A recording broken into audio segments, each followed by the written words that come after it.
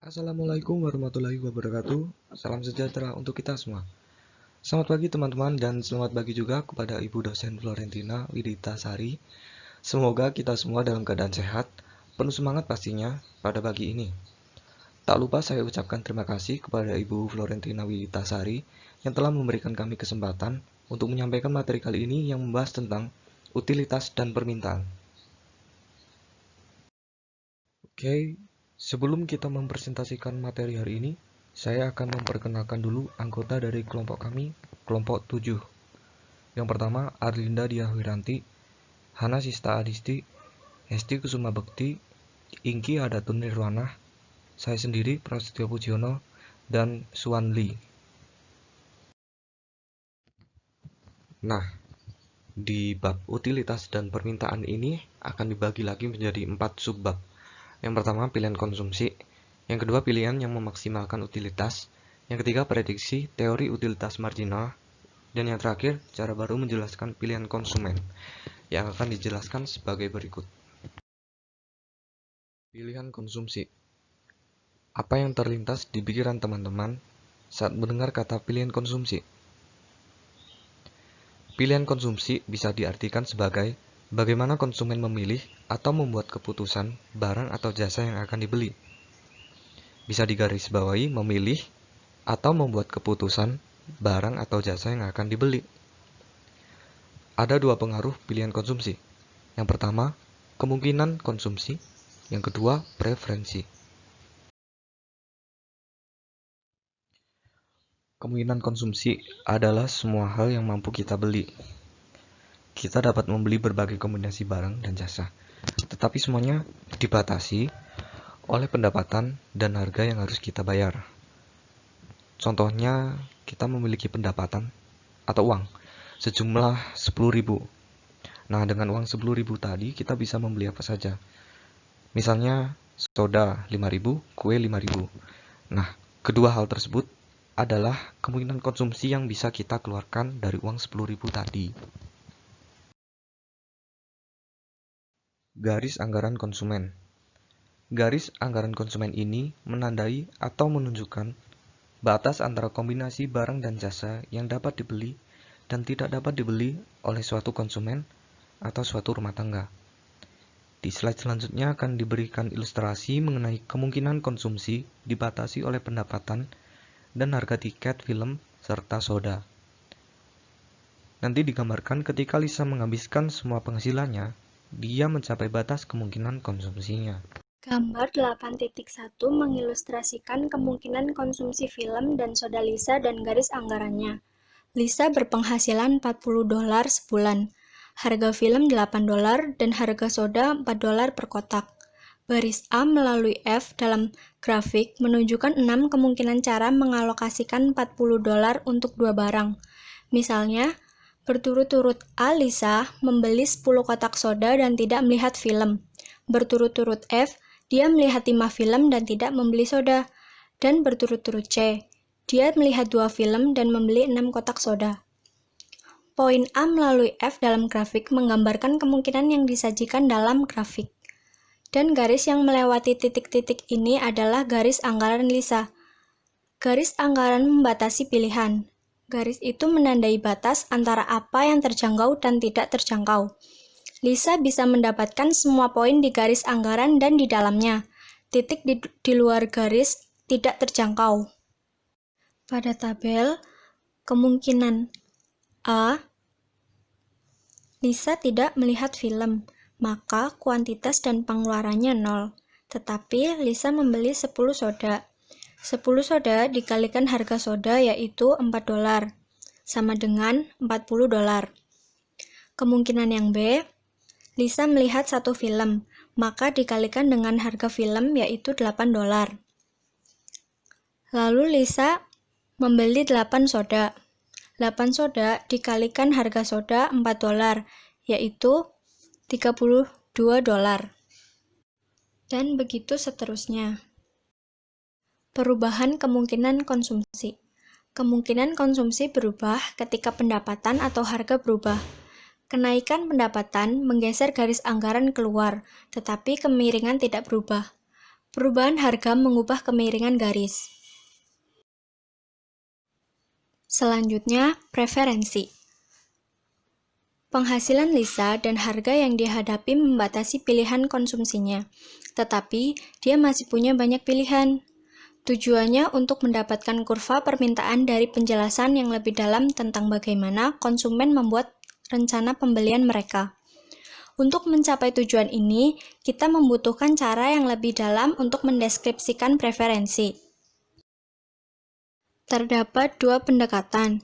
Yang pertama, utilitas total, dan yang kedua, utilitas marginal.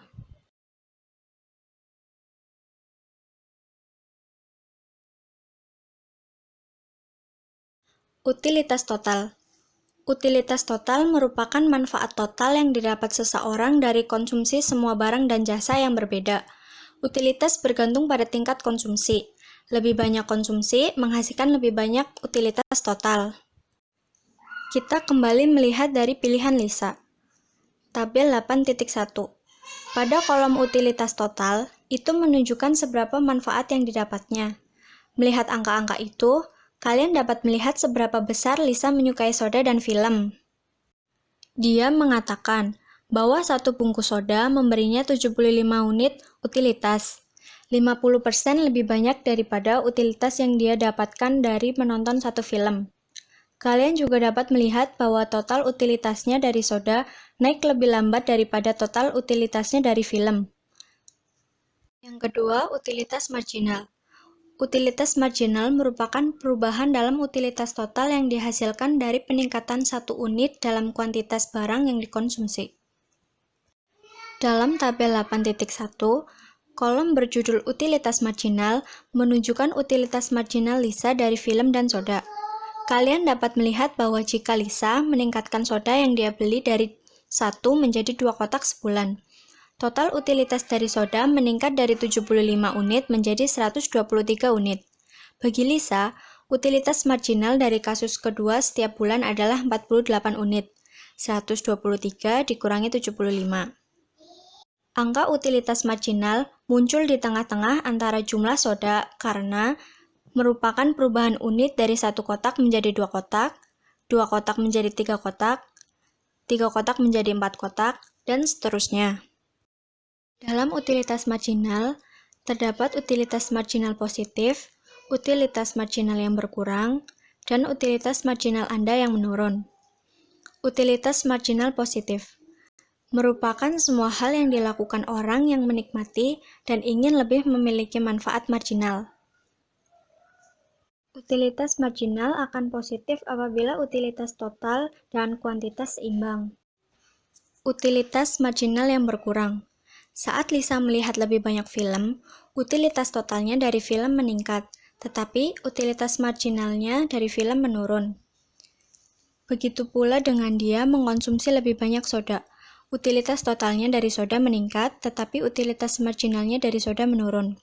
Kecenderungan utilitas marginal menurun karena konsumsi suatu barang meningkat begitu umum dan universal. Utilitas marginal Anda yang menurun. Seorang teman mampir dengan sekaleng soda. Kegunaan yang Anda peroleh dari soda itu adalah utilitas marginal dari soda pertama Anda hari itu. Di hari lain, Anda pernah melakukan pesta soda. Anda telah menghabiskan 10 kaleng soda saat melakukannya. Anda cukup senang memiliki 1 kaleng lagi, tetapi sensasi yang Anda dapatkan darinya tidak terlalu besar. Gambar 8.2a menggambarkan utilitas total Lisa dari soda. Semakin banyak soda yang dikonsumsi Lisa dalam sebulan, semakin banyak utilitas yang didapatnya. Kurva utilitas totalnya miring ke atas. Gambar 8.2b mengilustrasikan utilitas marginal Lisa dari soda. Ini adalah grafik angka utilitas marginal pada tabel 8.1. Grafik ini menunjukkan utilitas marginal Lisa yang semakin berkurang dari soda. Kurva utilitas marginalnya miring ke bawah saat dia mengonsumsi lebih banyak soda. Pilihan yang memaksimalkan utilitas. Konsumen ingin mendapatkan manfaat sebanyak mungkin dari sumber daya mereka yang terbatas. Dengan begitu, mereka memaksimalkan utilitas untuk menentukan pilihan itu. dapat dilihat dari tabel 8.1. Gambar tersebut merupakan contoh penerapan dari solusi Sprite-Site atau pengolahan data dengan menggunakan tabel. Pengolahan tersebut digunakan untuk mengetahui atau menemukan jumlah film dan soda yang dimaksimalkan kegunaannya. Aturan yang memaksimalkan utilitas. Yang pertama, habiskan semua pendapatan yang tersedia. Karena ada yang mengatakan lebih banyak konsumsi, lebih banyak utilitas. Faktanya, hanya pilihan yang menghabiskan pendapatan yang dapat memaksimalkan utilitas. Yang kedua, ketika utilitas marginal per dolar dari semua barang adalah sama. Caranya adalah dengan memindahkan dolar dari barang A menjadi barang B, sehingga total utilitas meningkat. Tetapi kesenjangan antara utilitas marginal per dolar semakin kecil. Rumus menyetarakan utilitas marginal per dolar. Dari gambar 8.1 kita dapat menemukan rumus yang pertama yaitu MUM per PM, yang dapat diartikan MUM adalah utilitas marginal film dibagi dengan PM yang disebut dengan harga film. Rumus kedua yaitu MUS dibagi PS, dengan keterangan MUS adalah utilitas marginal soda dan PS adalah harga soda. Setelah mengetahui rumus tersebut, sehingga dapat dikatakan jika utilitas marginal per dolar untuk selamanya A melebihi untuk selamanya B, utilitas total meningkat. Dan jika kuantitas yang dibeli barang A meningkat dan jumlah barang yang dibeli B menurun. Contoh, jika utilitas marginal per dolar dari film melebihi utilitas marginal per dolar dari soda, maka tonton lebih banyak film dan beli sedikit soda. Namun, jika utilitas marginal per dolar dari soda melebihi utilitas per dolar dari film, beli lebih banyak soda dan tonton lebih sedikit film. Hal ini dilakukan untuk memaksimalkan suatu pilihan. Prediksi marginal teori utilitas. Teori ini memprediksikan bahwa jatuhnya harga barang substitusi menurunkan permintaan akan barang tersebut, dan bahwa untuk barang normal, kenaikan pendapatan meningkatkan permintaan. Untuk mendapatkan prediksi ini, kita akan mempelajari efek dari 3 peristiwa. 1. Penurunan harga sebuah film. 2. Kenaikan harga soda. 3. Peningkatan pendapatan. Jatuhnya harga sebuah film. Dengan harga sebuah film $8 dan harga soda $4, Lisa memaksimalkan utilitasnya dengan menonton 2 film dan membeli 6 kotak soda setiap bulan. Kemudian, dengan tidak adanya perubahan dalam pendapatan, $40 dan tidak ada perubahan harga soda, harga sebuah film turun dari $8 menjadi $4. Bagaimana Lisa mengubah rencana?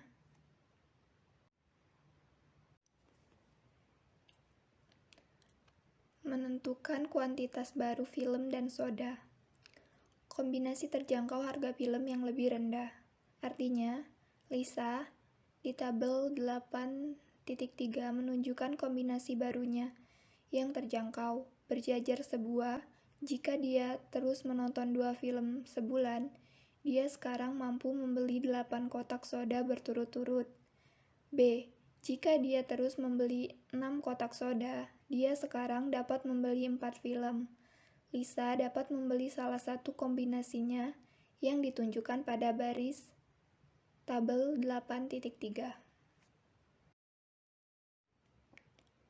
Utilitas marginal baru per dolar dari film seseorang. Utilitas marginal Lisa pada tabel 8.3 sama dengan yang ada di tabel 8.1.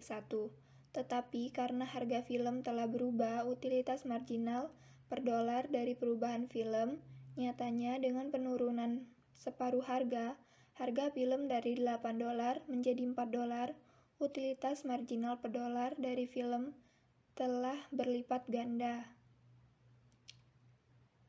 Menyamakan utilitas marginal per dolar. Bisa dilihat jika Lisa terus menonton 2 film sebulan dan membeli 6 kotak soda, utilitas marginalnya per dolar dari film baris sebuah adalah 10 unit dan utilitas marginalnya per dolar dari soda baris B adalah 5 unit. Lisa membeli terlalu banyak soda dan sedikit untuk film. Total utilitasnya meningkat sebesar 5 unit 10 sampai 5.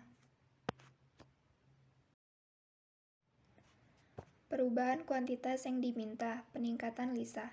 Dalam kuantitas film yang dilihatnya adalah perubahan jumlah film yang dia rencanakan untuk ditonton setiap bulan. Ketika harga film berubah dan semua pengaruh lain pada rencana pembelian tetap sama. Kurva permintaan penelusuran kuantitas yang memaksimalkan utilitas pada setiap harga. Semua pengaruh lainnya tetap sama. Pilihan yang memaksimalkan utilitas menghasilkan kurva permintaan yang miring ke bawah. Perubahan permintaan. Penurunan kuantitas. Permintaan dengan pergeseran kurva permintaan.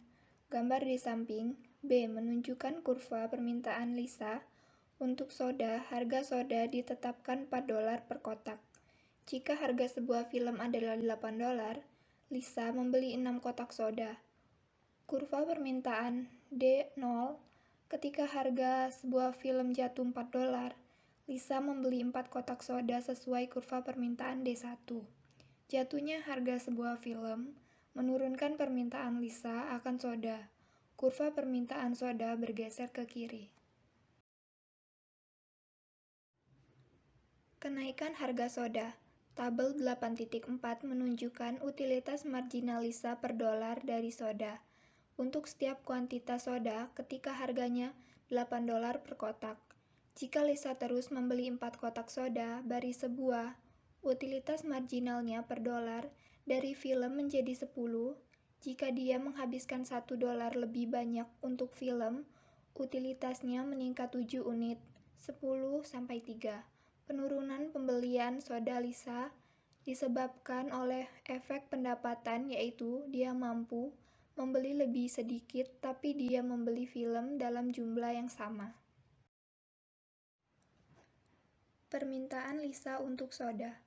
Gambar 8.5 menunjukkan titik-titik ini pada kurva permintaan Lisa untuk soda. Ini juga menunjukkan perubahan kuantitas soda yang diminta saat harga soda naik dan semua pengaruh lain pada rencana pembelian Lisa tetap sama. Anda telah melihat teori utilitas marginal memprediksikan hukum permintaan, yaitu cara kuantitas yang diminta dari suatu barang berubah ketika harganya berubah. Peningkatan pendapatan. Tabel 8.5 menunjukkan kalkulasi yang diperlukan untuk menjawab pertanyaan ini. Jika Lisa terus membeli 6 film sebulan, dia sekarang mampu membeli 8 kotak soda. Jika dia terus membeli 4 kotak soda, dia sekarang mampu untuk menonton 10 film di baris C. Bisa kita lihat berdasarkan gambar di samping. Gambar 8.6 menunjukkan efek kenaikan pendapatan Lisa pada kurva permintaannya untuk film dan soda. Harga setiap barang adalah $4. Saat penghasilan Lisa naik menjadi $56 sebulan, dia melihat 2 film dan membeli 2 kotak soda. Kurva permintaannya untuk film dan soda bergeser ke kanan.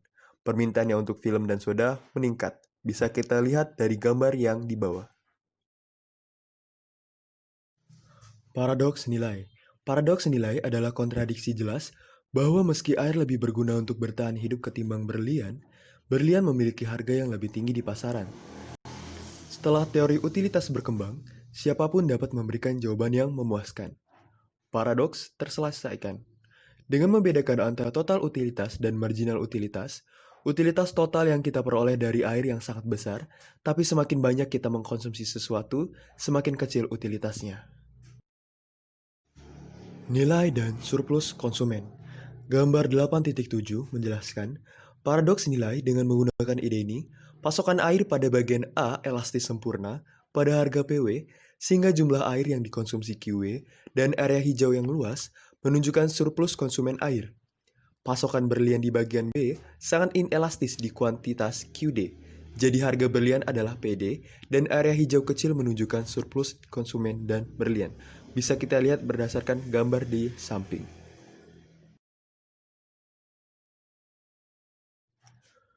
Suhu, sebuah analogi. Utilitas mirip dengan suhu. Keduanya merupakan konsep abstrak. Tidak boleh mengamati suhu. Anda dapat mengamati air berubah menjadi uap jika cukup panas, atau berubah menjadi es jika cukup dingin. Konsep utilitas membantu kita membuat prediksi tentang pilihan konsumsi dengan cara yang hampir sama seperti konsep suhu membantu kita membuat prediksi tentang fenomena fisik. Cara baru menjelaskan pilihan konsumen. Cara baru menjelaskan pilihan konsumen yaitu dengan ekonomi perilaku dan neuroeconomics. Ekonomi perilaku.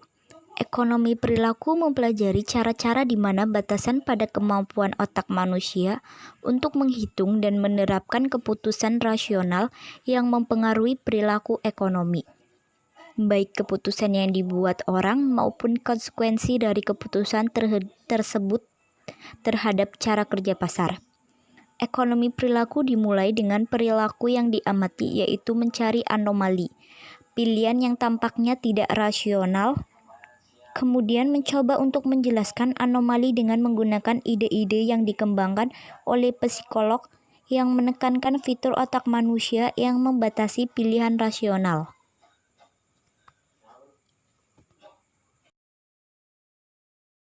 Dalam ekonomi perilaku, alih-alih menjadi pemaksimalan utilitas rasional, orang diasumsikan memiliki 3 rintangan yang mencegah pilihan rasional. Yang pertama, rasionalitas terikat. Rasionalitas yang dibatasi oleh daya komputasi otak manusia.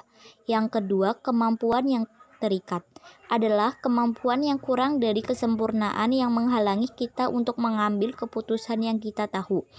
Saat melaksanakan keputusan tersebut, nanti akan kita sesali. Yang ketiga, kepentingan pribadi yang terikat adalah kepentingan pribadi yang terbatas yang terkadang mengakibatkan kepentingan kita sendiri ditekan untuk membantu orang lain. Efek endowment adalah kecenderungan untuk menghargai sesuatu lebih tinggi hanya karena mereka memilikinya.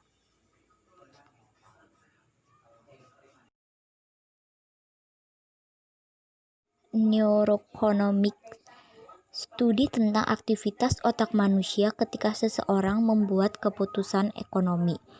Disiplin menggunakan alat observasi dan gagasan ilmu saraf untuk mendapatkan pemahaman yang lebih baik tentang keputusan ekonomi. Neuroeconomics adalah disiplin eksperimental.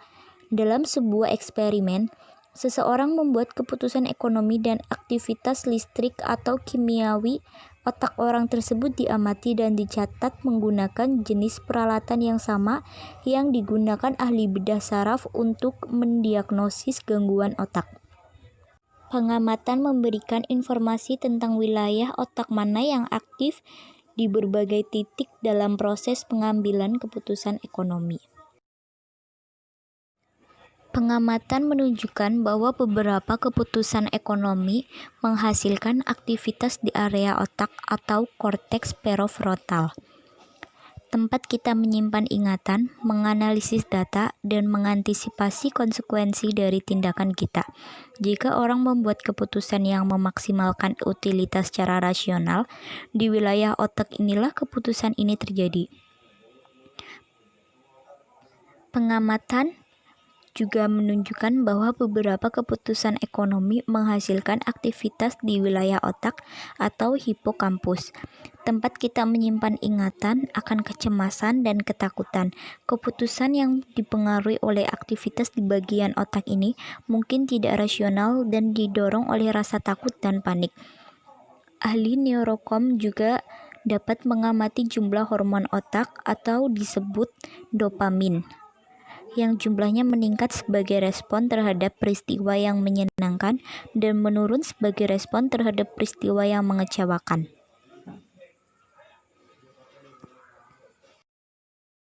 Kontroversi. Ekonomi perilaku dan ekonomi saraf menimbulkan kontroversi. Sebagian besar ekonom berpendapat bahwa tujuan ekonomi adalah untuk menjelaskan keputusan yang kami amati dibuat orang dan bukan untuk menjelaskan apa yang terjadi di dalam kepala orang. Sebagian besar ekonom lebih suka menyelidiki anomali yang tampak lebih dalam dan mencari tahu mengapa itu bukan anomali. Para ekonom juga menunjuk pada kekuatan teori utilitas marginal dan kemampuan untuk menjelaskan pilihan dan permintaan konsumen serta menyelesaikan paradoks nilai.